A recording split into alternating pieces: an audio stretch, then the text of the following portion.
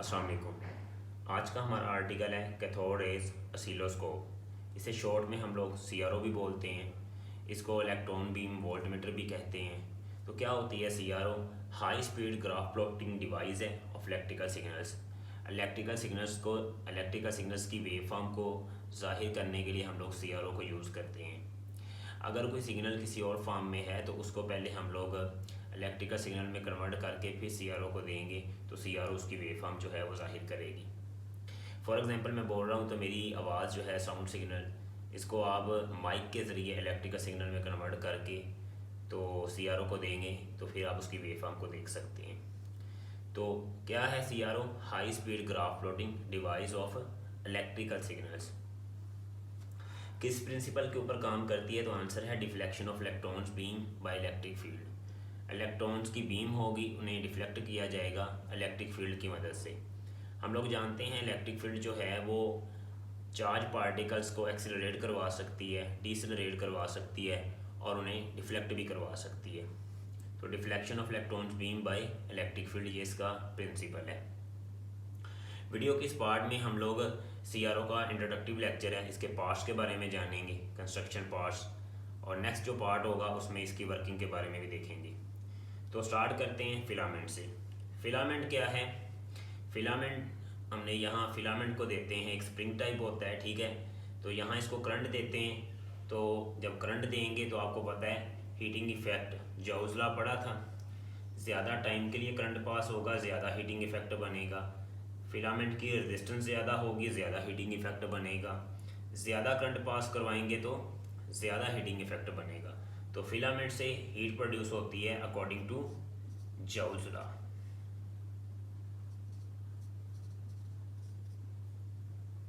अब ये जो हीट है इनडायरेक्टली कैथोड को मिलती है। कैथोड क्या है? कैथोड एक मेटल है, ठीक है। अब मेटल में इलेक्ट्रॉन्स क्या होते हैं? मेटल्स में इलेक्ट्रॉन्स होते हैं फ्री। अब ये इलेक्ट्रॉन्स जब यहाँ इनको हीट मिलती है तो इनको एनर्जी मिलती है, आयोनाइजेशन एनर्जी के इक्वल जब एनर्जी इलेक्ट्रॉन की हो जाती है तो यहाँ से इमर्ड होते हैं। तो इलेक्ट्रॉन्स की यहाँ एमिशन हो रही है, कहाँ से? इनको एनर्जी कहाँ से मिली? ये फिलामेंट से। तो हीटिंग इफेक्ट से यहाँ जो इलेक्ट्रॉन्स की एमिशन हो रही है किसी टेम्परेचर के ऊपर, इस फिनोमिना को हम कहते हैं थर्मियोनिक एमिशन। थर्मियोनिक एमिशन क्या है? टेम्परेचर के बाइस मेटल सरफेस से इलेक्ट्रॉन्स की एमिशन जो होती है, इसको क्या बोलते हैं? Thermionic emission. अब इन इलेक्ट्रॉन्स को आगे ग्रिड जो है इनको अकोमोडेट करता है, इनको इकट्ठा करता है और एक बीम की सूरत में पास करता है। तो कैथोड के ऊपर कौन सा चार्ज होता है ये भी पता होना चाहिए, नेगेटिव होता है। और जो ग्रिड है उसके ऊपर भी कौन सा चार्ज होता है? नेगेटिव होता है। अब इसका नेगेटिव जो है इन इलेक्ट्रॉन्स को क्या करता है? रिपेल करता है, क्योंकि इलेक्ट्रॉन्स के ऊपर भी क्या है? नेगेटिव है। तो लेकिन इसका जो नेगेटिव है ग्रिड का वो कंट्रोलेबल होता है। ये मैं यहाँ बताऊँगा कि ग्रिड का जो पोटेंशियल होता है नेगेटिव होता है, हमारे कंट्रोल में होता है। कैसे कंट्रोल करते हैं? एक नोब से। वो नोब कहाँ होती है? सीआरओ के फ्रंट पे, ठीक है, इन फ्रंट ऑफ सीआरओ। तो सपोज करें वो नोब ये है,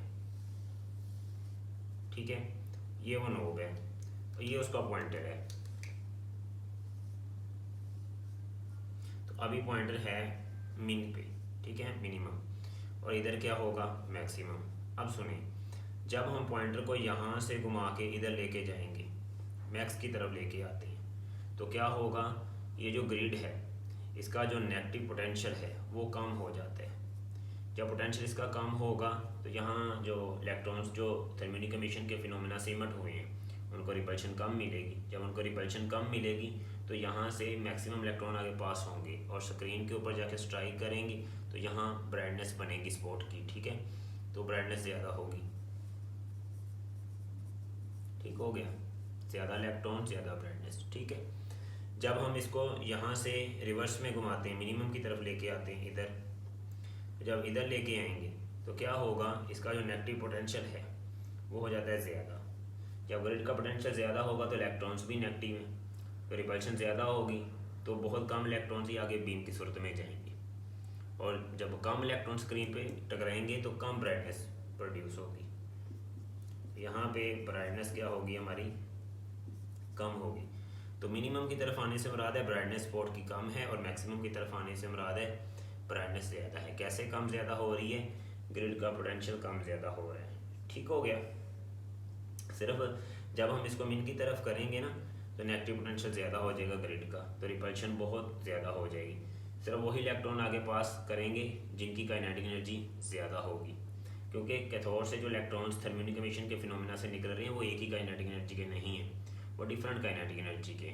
और कैथोड पे हम जो मेटल लगाते हैं वो लगाते हैं जिसके वर्क फंक्शन की वैल्यू कम हो। ठीक है, ये हम लोग आगे जाके डॉन ऑफ मॉडर्न फिजिक्स में एक आर्टिकल है फोटो इलेक्ट्रिक इफेक्ट, तो वहाँ भी पढ़ेंगे वर्क फंक्शन क्या है, तो ये वहाँ ही बताऊँगा। ठीक है, तो ग्रिड भी हो गया। ग्रिड का काम क्या है, इलेक्ट्रॉन्स को अकोमोडेट करके एक बीम की सूरत में आगे पास करना। ठीक है, कैथोड का काम क्या है, इलेक्ट्रॉन्स, कैथोड एक मेटल है तो इलेक्ट्रॉन्स की एमिशन होती है।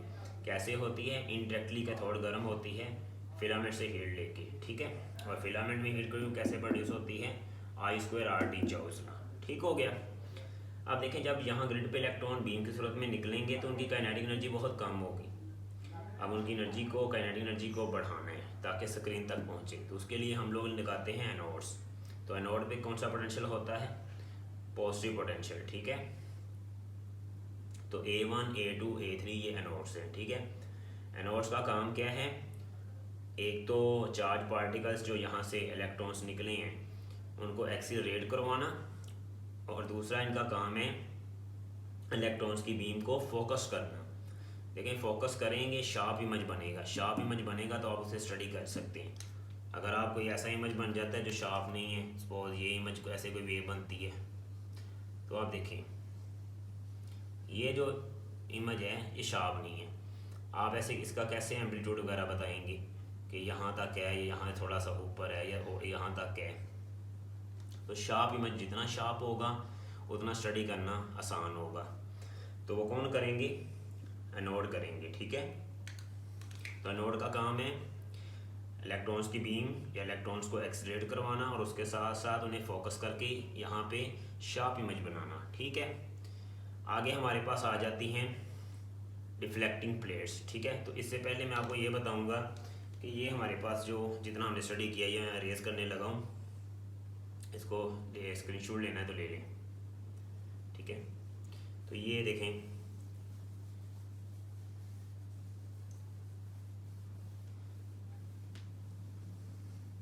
ये जो हमने स्टडी किया है फिलामेंट को, ग्रिड को, कैथोड को और ये नोड्स को, ये जो इतना सिस्टम है। ठीक है, ये जो आपको नज़र आ रहा है ये वाला,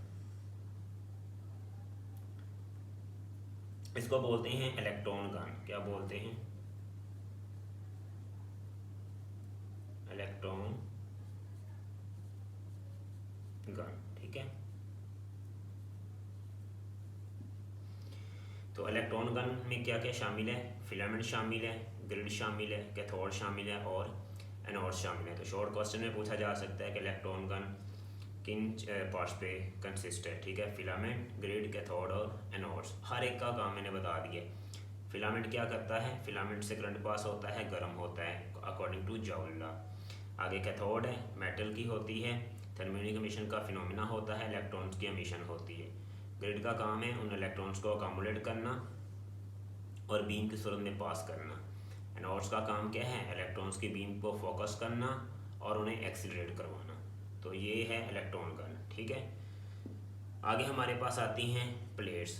तो ये वाली जो आपको दो प्लेट्स नज़र आ रही हैं, ये वाली हॉरिजॉन्टल प्लेट्स हैं और ये हैं वर्टिकल प्लेट्स। तो इनको इस पार्ट को नाम देते हैं डिफ्लेक्टिंग प्लेट्स। कितनी प्लेट्स हैं, दो हैं, दो इधर हैं, दो इधर हैं, चार होगी। ठीक है, तो ये वाली जो दो प्लेट्स हैं ये हॉरिजॉन्टल हैं, इसको एक्स और एक्स प्राइम का नाम दिया है, लेकिन इन प्लेट्स को रखते वर्टिकली हैं।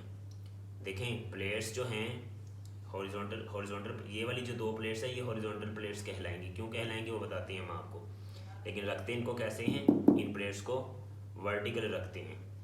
अब इनको हॉरिजॉन्टल प्लेट्स क्यों कहते हैं, क्योंकि इनके दरमियान में जो इलेक्ट्रिक फील्ड बनेगा वो हॉरिजॉन्टल होगा। कैसे होगा, हॉरिजॉन्टल होगा। ठीक है, तो हॉरिजॉन्टल अगर फील्ड जनरेट हो रहा है इलेक्ट्रिक, तो इलेक्ट्रॉन की जो बीम है या जो इलेक्ट्रॉन्स हैं वो भी हॉरिजॉन्टल डिफ्लेक्ट होंगे। जब इलेक्ट्रॉन्स हॉरिजॉन्टल डिफ्लेक्ट होंगे स्क्रीन के ऊपर, तो इस वजह से इन वर्टिकल रखी हुई प्लेट्स को हम नाम देते हैं हॉरिजॉन्टल प्लेट्स, क्योंकि ये इलेक्ट्रॉन की बीम को हॉरिजॉन्टल डिफ्लेक्ट करती हैं। ठीक है, आगे है हमारे पास वर्टिकल प्लेट्स। ठीक है, तो वर्टिकल प्लेट्स को हॉरिजॉन्टल रखते हैं। आप देखें इसमें जो आपके पास इलेक्ट्रिक फील्ड जनरेट होगी वो कुछ इस तरह से होगी, कैसे, वर्टिकली। तो इलेक्ट्रॉन्स की जो बीम है ये वाली प्लेट उसे वर्टिकली डिफ्लेक्ट करेगी। देखें इन चीज़ों को हम ऐसे भी समझ सकते हैं। ये देखें ये प्लेट्स हैं, ठीक है, मान लो ये एक्स प्लेट्स हैं। ठीक है, तो आप सॉरी इसको ऐसे बनाएं, ये ठीक है।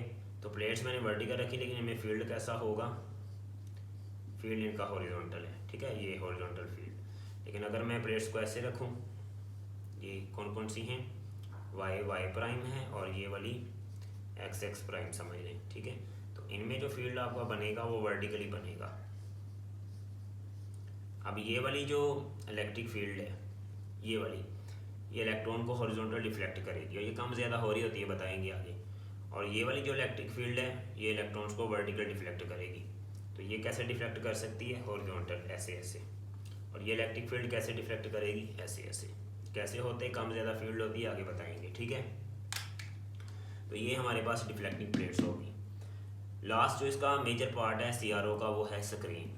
तो स्क्रीन के ऊपर हमने फास्फोरस की कोटिंग की होती है। किसकी कोटिंग की होती है, फास्फोरस की।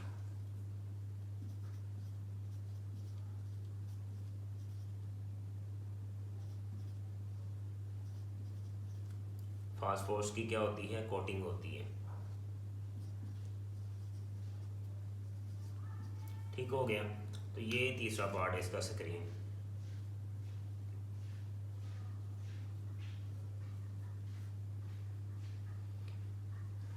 तो स्क्रीन के ऊपर फास्फोरस की कोटिंग है। तो जब इलेक्ट्रॉन्स उसके साथ आके हिट करते हैं तो वो फास्फोरस के एटम जो हैं उसके इलेक्ट्रॉन्स एक्साइड और डी एक्साइड होते हैं। तो वहाँ से क्या प्रोड्यूस होती है, लाइट प्रोड्यूस होती है। आपने पढ़ा हुआ है कि ये एटम का न्यूक्लियस है, ऑर्बिट्स में शेल्स होते हैं। तो मान लो ये एक इलेक्ट्रॉन है, इसके इलेक्ट्रॉन को आके हिट करता है, ये इलेक्ट्रॉन यहाँ से एक्साइड कर जाता है, यहाँ आता है। ठीक है, यहाँ से एक्साइड होकर यहाँ आता है। अब यहाँ से जब नीचे लोअर शेल में आएगा तो क्या प्रोड्यूस करेगा, लाइट प्रोड्यूस करेगा। ठीक हो गया, तो इस तरह से यहाँ जो है आपके पास विजिबल स्पॉट बन रहा होता है। ठीक है, तो शॉर्ट क्वेश्चन पूछा जा सकता है CRO के जो मेजर पार्ट्स हैं कौन कौन से हैं। आंसर है इलेक्ट्रॉन गन, डिफ्लेक्टिंग प्लेट्स और फ्लोरेसेंट स्क्रीन। इसके जिसके ऊपर कोटिंग किसकी की होती है, फास्फोरस की कोटिंग की होती है। ठीक है, इलेक्ट्रॉन गन में कौन कौन से पार्ट्स आ जाते हैं, फिलामेंट, कैथोड, ग्रिड और एनोड्स। फिलामेंट से करंट पास होता है अकॉर्डिंग टू जाउल्ला, पढ़ा था, क्या फार्मूला है हीटिंग इफेक्ट का, I²RT। ठीक है, तो यहाँ से हीट प्रोड्यूस होती है, वो हीट जो है इंडायरेक्टली कैथोड लेता है। कैथोड क्या है, एक मेटल होती है। ठीक है, थर्मियोनिक एमिशन का फिनोमिना होता है, इलेक्ट्रॉन्स की एमिशन होती है। उन इलेक्ट्रॉन्स को अकामुलेट करता है ग्रिड, जिसके ऊपर नेगेटिव पोटेंशियल है, और कैथोड के ऊपर भी नेगेटिव होता है। ठीक है, बट ग्रिड का नेगेटिव जो है कंट्रोलेबल होता है। तो ग्रिड का काम है इलेक्ट्रॉन्स को बीम बना के बाहर ऐसे भेजना। एनोड का काम है उन इलेक्ट्रॉन्स की बीम को एक्सीलरेट करवाना और उन्हें एक पॉइंट पे फोकस करना, ताकि इमेज जो है इस तरह का शार्प इमेज बने। ठीक है, शार्प इमेज होगा तो देखें ये शार्प इमेज है, तो आप इस वेव को इजीली स्टडी कर सकते हैं। इसकी पीक वैल्यू क्या है, इसकी पीक टू पीक वैल्यू क्या है, जो भी है। ठीक है, इसको फर्दर आगे देखेंगे इन चीज़ों को। तो ये मेरे पास जो है हमने इसको एनोड्स को भी देख लिया। आगे हैं डिफ्लेक्टिंग प्लेट्स। तो नाम से पता चल रहा है जो इलेक्ट्रॉन्स की बीम को डिफ्लेक्ट करवाएंगी। ठीक है, तो ये कैसे डिफ्लेक्ट करवाएंगी, हॉरिजॉन्टल, लेकिन इनको रखते कैसे हैं, वर्टिकल। हॉरिजॉन्टल क्यों करवाती हैं, क्योंकि इनके दरमियान का इलेक्ट्रिक फील्ड जो है हॉरिजॉन्टल फोर्स लगाता है इलेक्ट्रॉन बीम के ऊपर। और ये जो प्लेट्स हैं इनको रखते तो हॉरिजॉन्टल हैं, लेकिन इनके दरमियान जो इलेक्ट्रिक फील्ड है वो वर्टिकली प्रोड्यूस होता है। तो वर्टिकल इलेक्ट्रिक फील्ड प्रोड्यूस होगा तो इलेक्ट्रॉन्स के ऊपर फोर्स भी वर्टिकली डायरेक्शन में लगेगी। तो ये प्लेट्स इलेक्ट्रॉन को वर्टिकली डिफ्लेक्ट करवाती हैं, जबकि ये वाली जो प्लेट्स हैं इलेक्ट्रॉन्स को हॉरिजॉन्टल डिफ्लेक्ट करवाती हैं। नेक्स्ट वीडियो के पार्ट में मैं आपको इन प्लेट्स के बारे में फर्दर बताऊंगा, और ये भी बताऊंगा कि सीआरओ से जो सिग्नल बनता है वो किस किस शेप का हो सकता है। आप कोई भी शेप ले सकते हैं, ठीक है। जो भी आप इनपुट सिग्नल कहाँ पे देते हैं और यहाँ पे सिग्नल कैसे देते हैं और किस किस तरह का वेव फॉर्म बनता है, ये हम नेक्स्ट वीडियो के पार्ट में देखेंगे, ठीक है।